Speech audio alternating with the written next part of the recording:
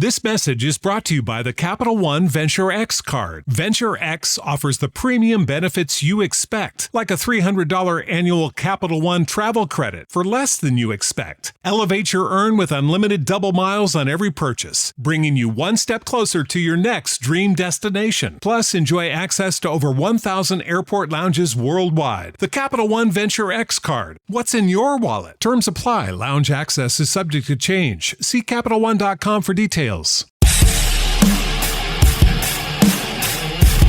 it's Jeff Zito, and thanks for listening to another episode of the Celebrity Jobber Podcast. Streaming on iHeart, Spotify, Apple Podcast, or wherever you listen to podcasts. Please hit subscribe. Would love a 5-star rating, and please leave a review. Check out past guests and episodes online at celebrityjobber.com. And you can follow on Instagram at celebrity_jobber_podcast or the YouTube channel, youtube.com/celebrityjobber. Who were these famous people before they were famous? How did they get there? Was there a big break or a life-changing event that happened to them? And what did they do before fame? Like, what was their first job? I've been friends with Jackie Kaiser for about 15 years now, maybe a little longer, but I knew her as a promotions person at a record label. I did not know in the beginning she was nationally syndicated radio host Full Metal Jackie. Kind of felt stupid in the beginning when I first found that out. Jackie's got a great story.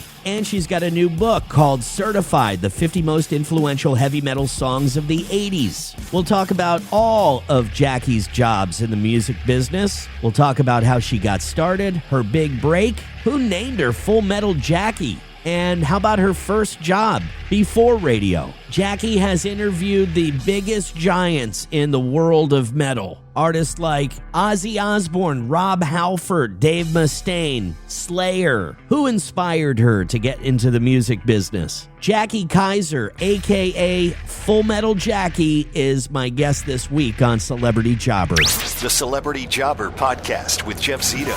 If you like what you hear, please subscribe, give a 5-star rating, and leave a review. Check out all our past episodes on Apple Podcasts, Spotify, or wherever you pod. What if these celebrities weren't famous? What would they have become? What was their first job? We're about to find out. So I find out right around the holidays that you just came out with a book. And by the way, I just received in the mail my autographed copy of your book, Certified, the 50 Most Influential Heavy Metal Songs of the 80s. And you can purchase your copy online at fullmetaljackieradio.com in the merch store. So people that write books to me are fascinating because I feel like the anxiety level would be at like a 10. Especially when you make the decision to write a book. You're sitting at a computer and you're like, okay, gonna write a book. It's gonna be about an inch thick. I've got nothing. And then you write Once Upon a Time or whatever. And I don't know, man. First of all, like, what made you want to do this? So early days when I was doing my show, I wanted to play a lot of songs that were never meant for radio, right? You know, there's songs that you want to pull out of the archives or whatever and play, and you're like, oh, there was never a radio edit. I'm going to make my own. What do? You pull up the lyrics and you sit there and you read the lyrics as you're listening to the song and you create your own edit, right? We've all done it as radio people. Sure. So I did that a lot, like a lot. And with that, you're really getting into the lyrics, not just looking for the F-bombs or the whatever bombs, but you're reading the lyrics and as a story, let's say, or you're finding out you've been singing the song wrong, which happens a lot and is actually hilarious. But B, you really start to think about how we're maybe singing these songs with joy and with whatever feeling we're having. But a lot of these stories are, could be dark or not even what we thought it was when we're singing them. And that's what sort of like stoked this idea for me about really making a book about lyrics. And if you're going to write a book about lyrics, you got to talk to the folks that wrote them. So then I started, putting a list together like, okay, if I was going to do this, which songs would I feature? And that was the hardest part, is to narrow it down, because that kind of a book can go on forever, right? Did you ever find ever run into the issue? Maybe it's different because you're Full Metal Jackie, and in the heavy metal genre, your name carries a lot of weight. So maybe it's different. But did you ever run into the situation where these lyrics are just so personal to these guys, they don't want to tell you exactly? They're like, yeah, it's up for interpretation. You know, you hear that a lot. You're right. A lot of artists are like, I don't want to tell people what they should think this song is about, because a lot of times songs end up meaning different things to different people. But the reality is, when an artist wrote a song, there was something going on at that time, or they were in a certain mindset.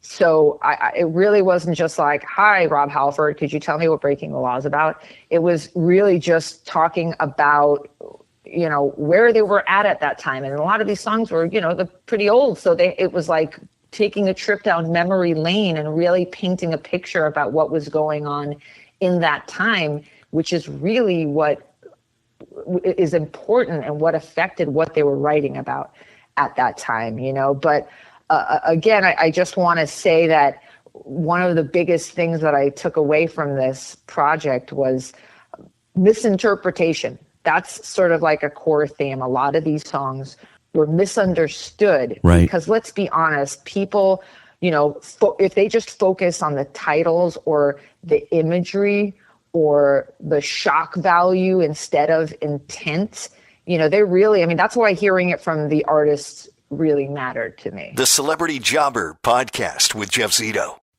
Brought to you by the Capital One Savor Card. With Savor, you earn unlimited 3% cash back on dining, entertainment, and at grocery stores. That's unlimited cash back on ordering takeout from home, or unlimited cash back on tickets to concerts and games. So grab a bite, grab a seat, and earn unlimited 3% cash back with the Savor Card. Capital One. What's in your wallet? Terms apply. See CapitalOne.com for details. The Celebrity Jobber Podcast with Jeff Zito. So, Jackie, let's rewind it all the way back. When you were a little girl, you grew up in New Jersey, correct? I did. And you became a fan of music at what age? I would say probably 12, 13. And I have an older sibling, which is how a lot of us get introduced to music that we're fans of, right? And I have an older sister who at that time was working at, early days, you know, when we were like in school, she ended up ultimately working at WSOU, where I ended up working at Seton Hall's, college radio station, a full-on metal station. But, you know, growing up in New Jersey, like that music was very prevalent at that time. And I got to see a lot of shows, and a lot of it was featured on MTV at the time. And I mean, before there was sort of this shift with, you know, grunge and everything changed. I mean, this was what was going on, right? These bands were touring arenas, and it was a moment. And obviously there's been so many shifts between then and now, but I feel like I was lucky enough to maybe catch the butt end of an amazing time in music. And being a hard rock fan, it became part of the fabric of who I am and what I love still to this day. So just for people that are listening that don't know anything about WSOU, Seton Hall University has a radio station and famous in New Jersey for being this like trailblazing radio station that played songs that you would never hear on the radio. It's legendary. And a lot of it's like locally funded, whatever, funded from the college and donations. It wasn't always a 24/7 station. Like when I was growing up and I was in high school, it started at 6 a.m. So overnight it was like community programming or, you know, cultural, just, you know, weird stuff that was happening overnight. And then at 6 a.m. they would open with some epic metal song. And I was listening as, you know, my sister and I would be listening as we were getting ready for school.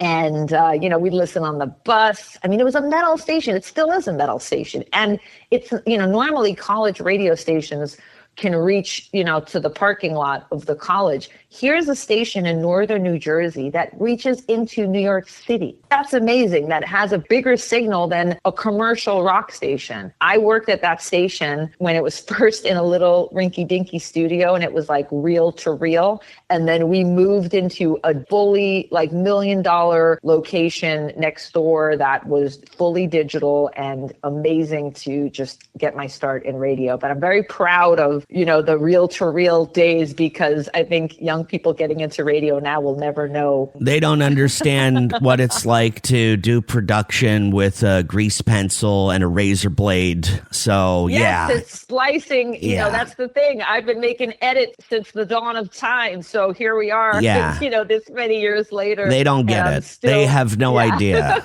They have no idea. So Jackie. Only radio nerds like us. Right. I know. It will reveal how old we are, too. So. Hey. I know. Calm down. I know. Well, I'm there, too. Everything hurts. So, Jackie, WSOU, definitely very influential. And you had an older sister that got you into music. Can you tell me, between the time that you start at WSOU and now, in case people don't know, Jackie has, like I said, a nationally syndicated radio show, and she also works in the music business. And you manage quite a few bands, Jackie, a handful of bands. I do wear many hats, Jeff. You were right. So ever since I just started working, right, like I was old enough to have a job, I wanted to do everything, right? I was DJing I was a DJ at a radio station. I would do fill-ins. I would do my own shifts. And then I had my regular, full-time day job. So I would, sometimes fill it. And, and only radio nerds like us will get this. But when you're starting out in radio and you get a job at a commercial radio station and they're like, call you up to fill in for something, like, hey, could you fill on this weekend shift? Could you fill in on Christmas? Could you fill in on... You're in the car. You are on your way. I'm saying yes before I even know. Yep. They're like, hey, Jackie, can you... Yes, I'm on my way. Like, you said yes before you even knew when it was, and that was your life. There were times where I was doing midnight till 6 filling in for the overnight guy and then going to my daytime job with a smile, because I was so happy to get that opportunity to get in that time, being on the radio. I would do that for when they said, I need you to board op on this holiday. Yes.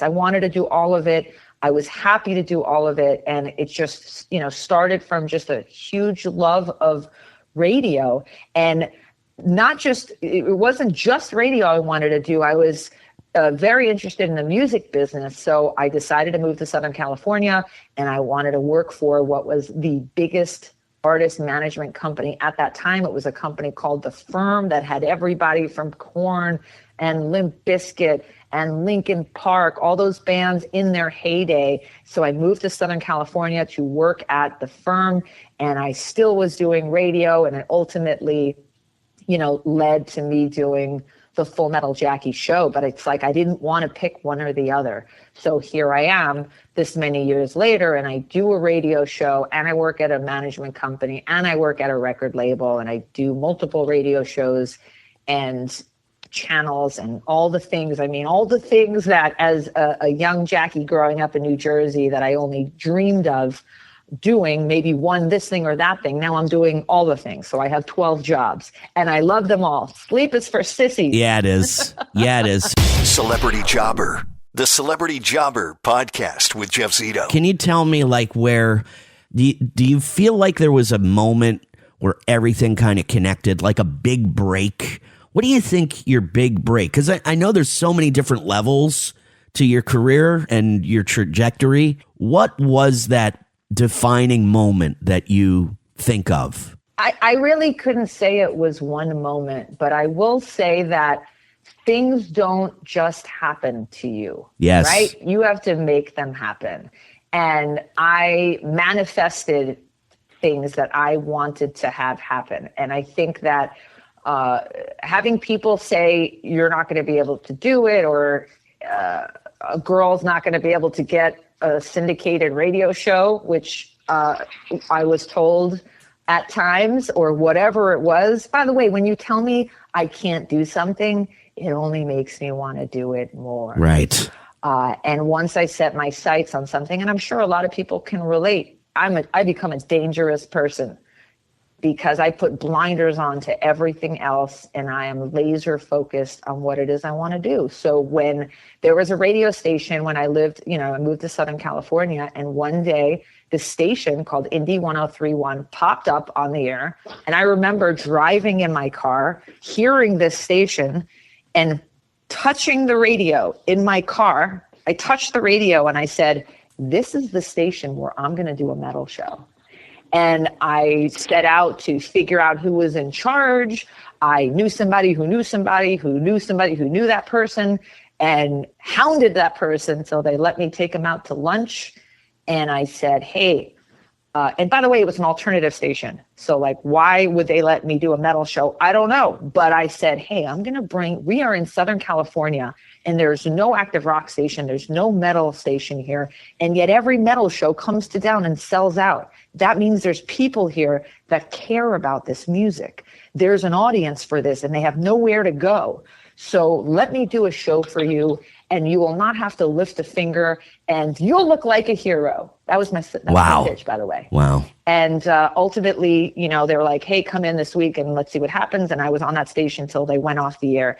And at that time, my show was called Chaos with Jackie. And Steve Jones from the Sex Pistols did middays. And one day I was at the station and I just walked in. He's like waved me in while he was on the air. And he said, oh, look, it's Full Metal Jackie. Oh. And he just said it. And my boss, the program director at that time, said, that's your new show name. And I was like, that's a great idea. Wow. We got to credit that to Steve Jones of the Sex Pistols. Wow. Yeah. And then, but ultimately, because I was doing the multiple jobs that I was doing, right? So I was a radio promo person, traveling the country, meeting programmers. And because I was doing this metal show in LA, people were hearing about it. And a few of my friends who were programmers were like, hey, when are you going to do a metal show for me? And I was like, that's actually a great idea. So I bought the domain. I got a trademark on the name Full Metal Jackie. I started creating a show and uploading it to a link for different stations. I started syndicating it on my own. And ultimately, after I had like 7 or 8 stations on my own, I was approached by a syndication company, and the rest is history. The rest is history. Celebrity Jobber. This message is brought to you by the Capital One Venture X card. Venture X offers the premium benefits you expect, like a $300 annual Capital One travel credit for less than you expect. Elevate your earn with unlimited double miles on every purchase, bringing you one step closer to your next dream destination. Plus, enjoy access to over 1,000 airport lounges worldwide. The Capital One Venture X card. What's in your wallet? Terms apply. Lounge access is subject to change. See CapitalOne.com for details. The Celebrity Jobber Podcast with Jeff Zito. Can you think back, Jackie, before the music business? Tell me about your very first job. What was your first paycheck? And maybe a couple other jobs that you held before you were in the music biz. Like, tell me about Jackie Kaiser, the regular girl from Jersey. What kind of work did she do before she became Full Metal Jackie, nationally syndicated radio host? All right. So one of the first jobs I ever had, because if I remember correctly, you had to be a certain age to get working papers. I think it was like 14 or 15. So I think when I was like 13 years old, I started working at the Englishtown Auction, which is a legendary sort of indoor and outdoor sort of flea market that was open on Saturdays and Sundays. I believe it still is. And, this was off the books. And there were different booths, everything from, clothing and electronics and trinkets and whatever. So a lot of kids I went to school with were able to get a job at the auction because they would pay you in cash and they didn't have to, taxes, whatever. So that is where I had my first job. I used to have to get dropped off by my mom at like 6 a.m. And sometimes it was snowing and I would still show up, and whoever I was working for, by the way, we didn't have cell phones. Right. Hey, kids, there was a time where we didn't have cell phones. That's right. There you go. Imagine a world. And so I'd be standing there in the snow waiting for some guy to show up with the electronics that probably fell off the back of a truck. And it was snowing, so he didn't show up, and I wouldn't make my, whatever, $75 for the day. Right. So Englishtown auction, I worked in the Freehold Raceway mall in the food court. As a teenager, and then I got an office job, which actually, when I was in high school, there was a sign on the bulletin board for like getting jobs, and it was like, hey, data entry, $10 to $15 an hour. I was like, $10 to $15 an hour? Come on. So instead of taking the little piece of the paper to take the phone number, I took the whole sign off the wall. I'm like, I don't want anyone calling this. This is my job. I'm going to get this job. And I did. And I stayed. That company I did on the side of all my radio stuff, even when I went through the college. And because I stole the sign off the bulletin board, I worked for that company for like 15 years and made a lot of money and was able to really have a lot of freedom to do, all the stuff that I was wanting to do, right? DJ at the various stations in New Jersey. I DJ'd at a club. I worked at WSOU, WDHA in North Jersey, and WHTG in South Jersey, which early days I was following the footsteps of my radio and television hero, Matt Pinfield, who I'm so fortunate to call a friend to this day.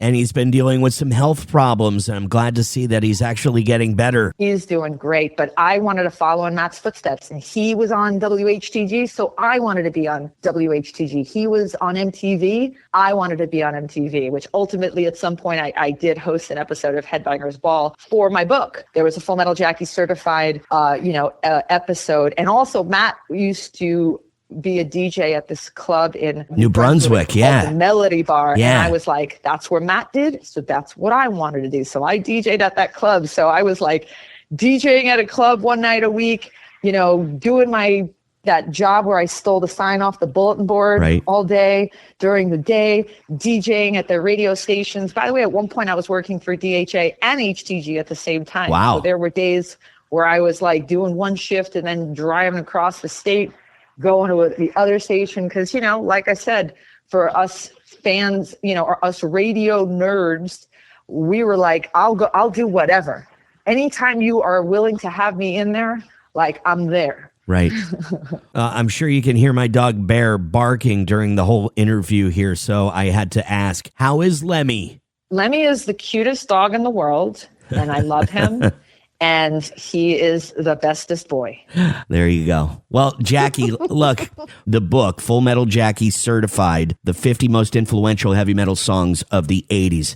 I mean, you used to say you get it at Barnes and Noble. I guess people know how to buy books these days. I have signed copies up for sale at fullmetaljackieradio.com. Jackie, thank you so much for your time again, and congratulations on all your success. And I'm sure we'll talk soon. Thank you so much for having me. I really appreciate it. Really great talking to Jackie. As she mentioned earlier, we're radio nerds. So if you're still in the radio business today, the industry has changed dramatically over the course of the last 20 or 25 years. So if you're still in the business today, making a living, you wear a lot of different hats. And she does. Nationally syndicated radio show, record label, artist management, responsible for discovering the band Five Finger Death Punch. Just came out with the book, once again, Certified, the 50 most influential heavy metal songs of the 80s. You can purchase an autographed copy at fullmetaljackieradio.com. Talking about some of her first jobs before radio, she worked at the Englishtown auction. She also worked at the food court. I think she said it was at the Freehold Raceway Mall. And then she talked about an office job doing data entry. So all that stuff before radio, before the music biz. She got got interested in music because she had an older sister and by wanting to follow in the footsteps of the legendary Matt Pinfield, who was definitely one of my major influences as well. And as far as a big break is concerned, she had a lot of breaks along the way. But I'm going to say, starting at that radio station to do that metal show, Steve Jones from the Sex Pistols doing middays and saying Full Metal Jackie coming up next.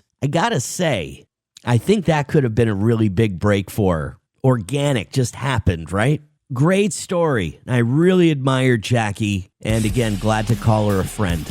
So thank you for checking out another episode of the Celebrity Jobber Podcast. Number 3 this week on the Apple Podcast Music Interviews chart. So please subscribe. Would love a 5-star rating, and please leave a review. Past guests and episodes online at celebrityjobber.com. And you never know what these people's lives were before fame. Jackie Kaiser worked at an auction. She worked at the food court in the mall.